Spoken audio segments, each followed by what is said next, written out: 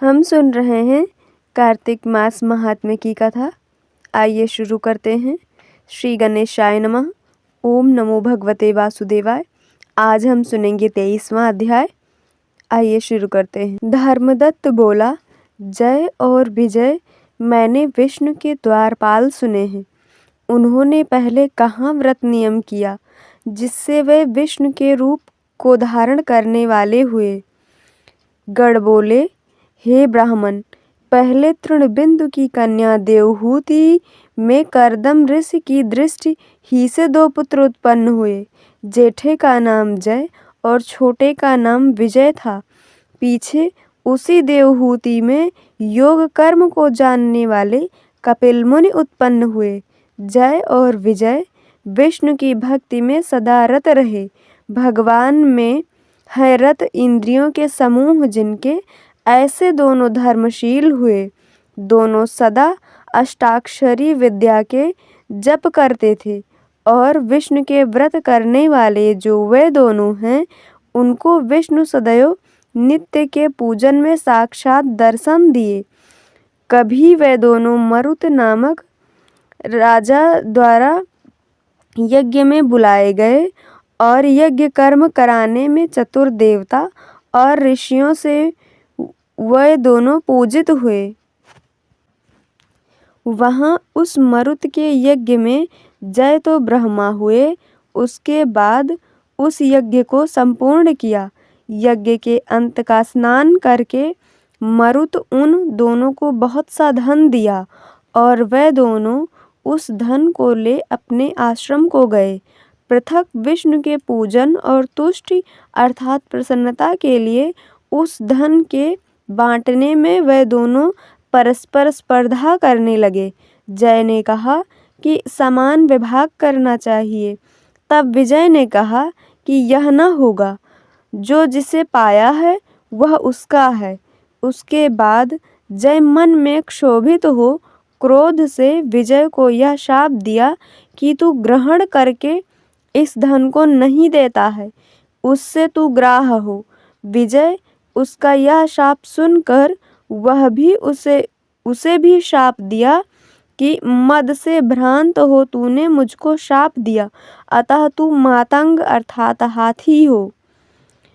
तब वे दोनों नित्य के पूजन में भगवान को देखकर उन विभु से यह वृतांत कहा और रमापति भगवान से शाप की निवृत्ति की याचना करने लगे। जय विजय बोले, आपके भक्त हम दोनों कैसे ग्राह और मातंग की योनि में जाने वाले होंगे। हे कृपा सिंधु, अतः हम दोनों का शाप निवृत्त कीजिए। श्री भगवान बोले, मेरे भक्तों का वचन कभी झूठा नहीं होता और मैं भी कदापि उसे अन्यथा करने में समर्थ नहीं हूँ। पहले मैं प्रहलाद के वचन से खंभों में से प्रकट हुआ और अम्बरीश के वचन से 10 प्रकार से मैं उत्पन्न हुआ।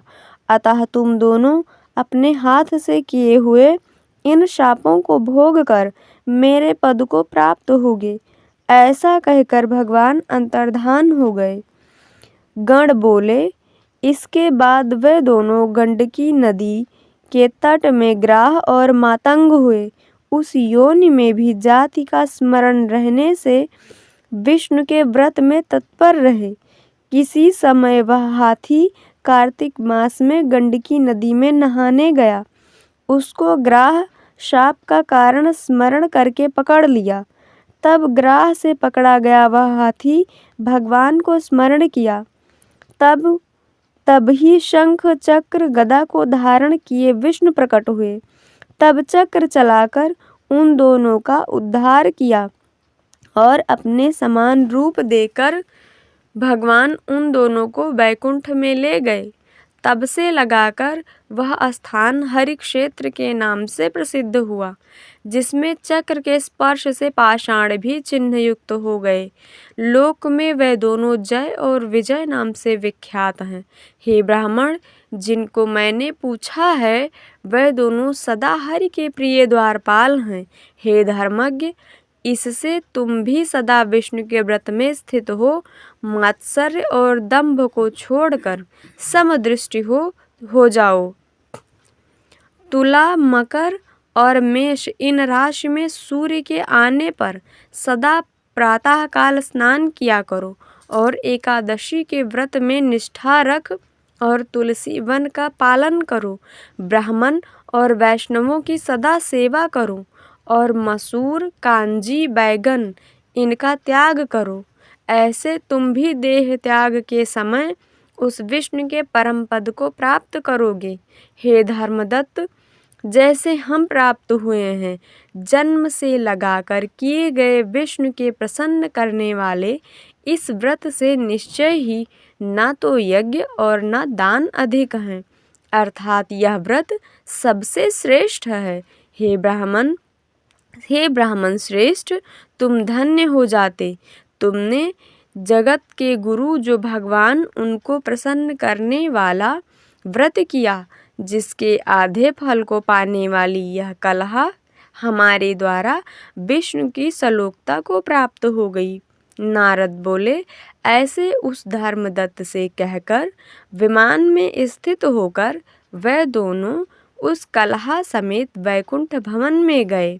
यह धर्मदत्त उत्पन्न है विश्वास जिसका ऐसा हो उस व्रत में स्थित हुआ और देहांत के समय दोनों स्त्रियों समेत उन विभु अर्थात समर्थ जो विष्णु हैं उनके स्थान में पहुंचा।